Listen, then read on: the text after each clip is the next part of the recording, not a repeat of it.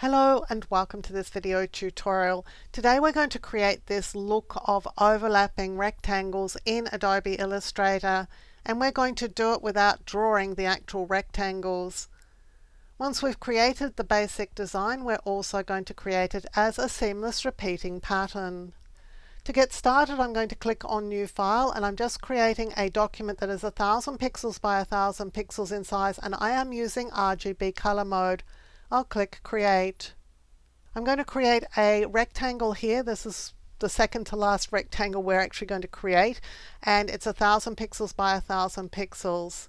I'm going to center it on the document, and I'm going to make sure it does not have a stroke, it just has a fill. For our fill, we're going to click on the Swatches panel. If you don't see the Swatches panel, you can choose Window and then Swatches. Click the Libraries option here, go to Gradients, and we're going to choose Spectrums, and then this spectrum here, this really multicolored spectrum. I'm going to close the dialog. Now we'll go to the Gradient panel here. If you don't see it, again go to Window and then Gradient. We're going to choose this gradient, which is a radial gradient. Now the tool that we're going to use to convert this into a series of rectangles so we don't have to do it ourselves is the Mosaic tool, and it's here.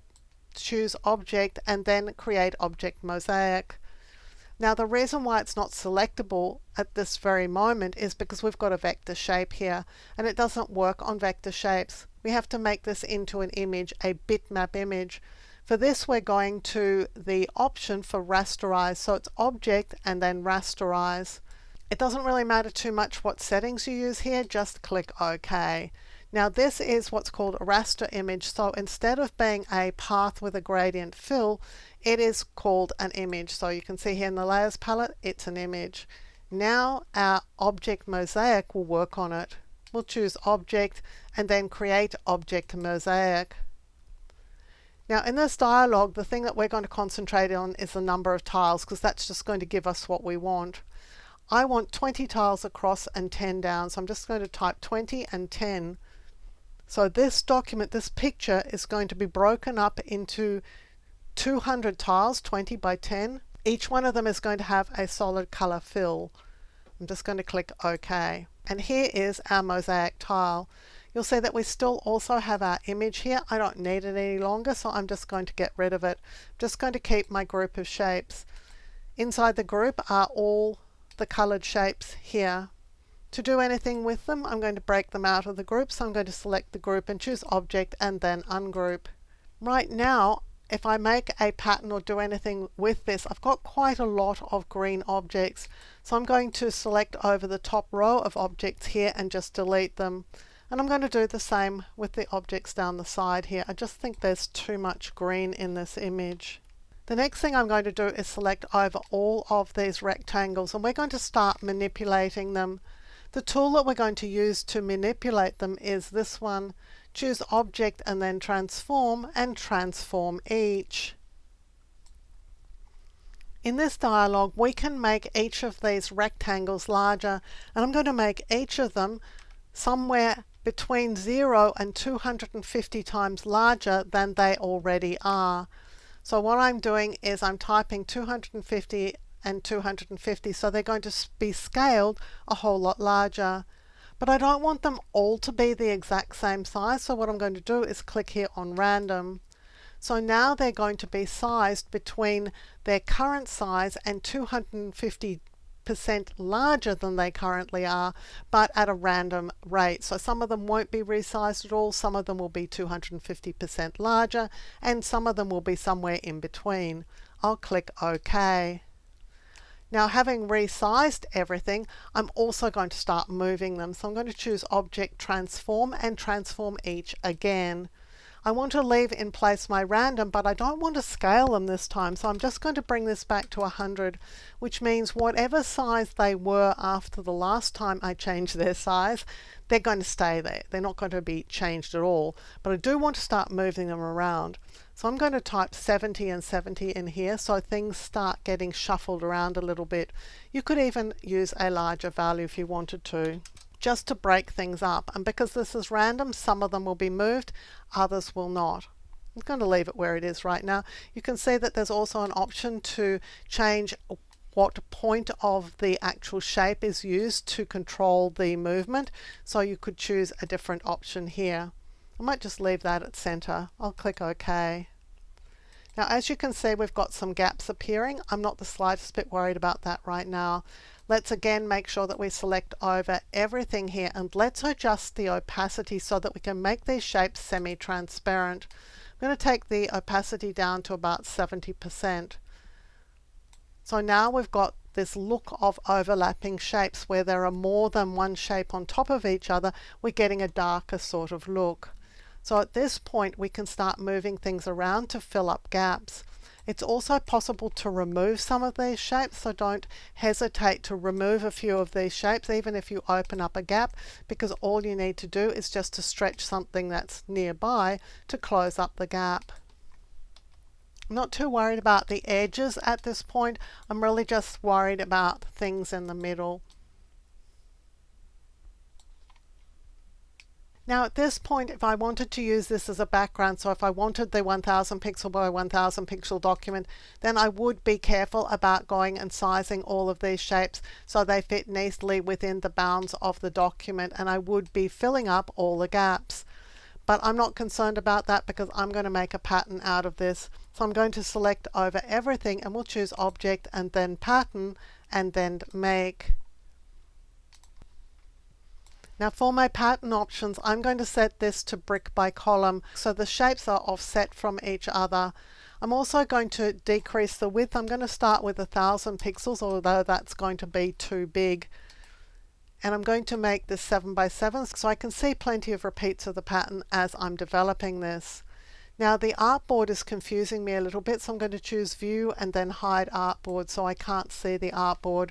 And I'm going to zoom out a little bit so that we can see what things are looking like. We do have some gaps along the edges. That's to be expected. So one way of solving that is to bring the edges in a little bit. So I'm going to type 960 and 960. I always try to make sure that my width and height are whole numbers, so there's nothing after the decimal point, and making them even numbers is a good idea too. Now at this point I think I've got enough shapes and I think they're tight enough together. I just need to clean up around the edges.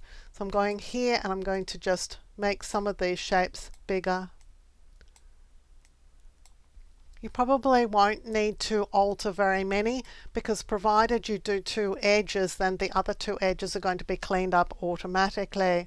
Let's just zoom out and see what this looks like. I think I just want to fix the middle of this before I go, so let's just go and find a little bit more action in the middle here. I think that looks better. At this point, if you didn't want to see gaps like this that are very, very small, you could come in here and just alter them. You'll be able to see them fairly clearly on the screen, and you can either move the top shape or move the top shape out of the way and solve the problem by moving around the shapes below that or deleting them, and then move the shapes back into place if you need to. But I'm pretty happy with this, so I'm just going to click Done. I'm going to bring back my artboard by choosing View and then Show Artboards. I'm going to select all of these shapes and just move them out of the way. Let's go back and create our last rectangle, which again is the same 1000 by 1000 pixels. We'll square it up on the artboard. Make sure that the fill is targeted, go to the swatches panel, and let's apply our pattern to it. Now we can scale our pattern if we like by selecting it and choose Object, Transform, Scale.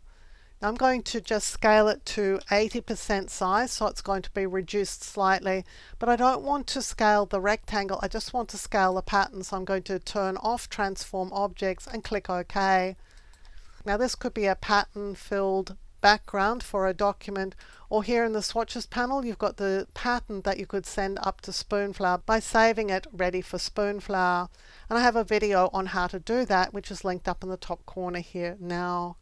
If you see something here that you want to fix, you can go to the swatches panel, double click on the pattern and it reopens, so you can make changes to it. For example, I may want to fix this thing here. Not really 100% happy with that, so I've just deleted a shape and made one bigger. Once I've made my changes, I'll just click Done, and this document here will be updated with this new pattern. Now it's also possible to recolor it by selecting it and choose Recolor Artwork. In this case, I'm going to choose Color Library. I'm going to select Nature and then Beach. And now my document is recolored with my beach theme. If I like that, I can just click away. There are now two patterns in the pattern swatches, the original pattern that we created and the new one that we created with this beach theme. You can also select your pattern, go to Recolor Artwork, go this time into Advanced Options, and then choose Edit. So these are the colors in my design. If I pull on one of them, I'm going to rotate them all around with the same spatial relationship to each other. If I see something I like, I'm just going to click the OK button to save it as another pattern. I can also unlink those colors. So let's just go back to where we were with this beach theme. Let's go to Recolor Artwork, again into Advanced Options, and again into Edit. And this time I'm going to unlink the harmony colors, so when I pull one around, the others are not going to change. So I can simply change some of the colors, but not all of them. When I'm happy with what I'm seeing, I'll click OK. Every time I change this pattern, I'm getting a new pattern in the swatches panel, a new color look for this document. If you like carefully researched content like this, clearly presented in a step-by-step format so that you can get great results every time, then you'll love my other YouTube videos. So give this video a thumbs up and click to subscribe to the channel. And on the screen now, you'll see a video that I've handpicked for you to watch next.